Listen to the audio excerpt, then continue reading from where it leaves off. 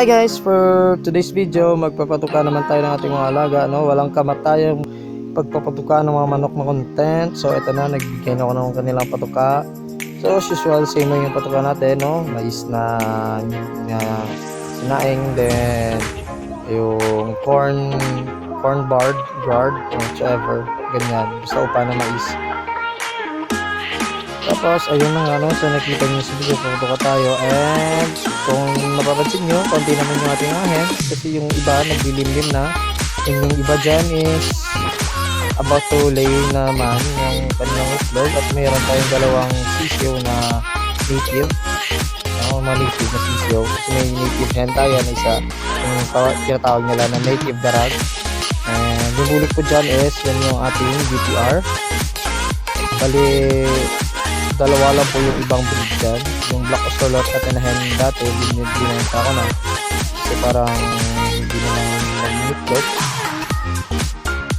Ito na nga, nagbigay na ako ng pagkain sa ating mga sisiw, and ayan, kumakain sila.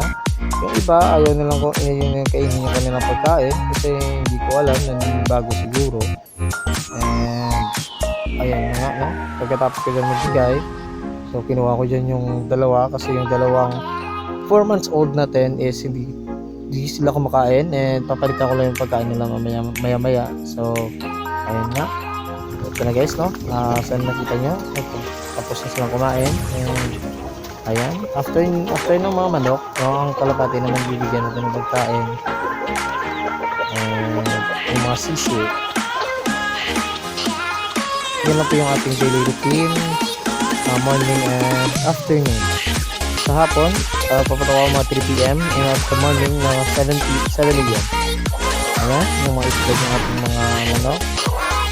Ayan, yung lalaki na nila.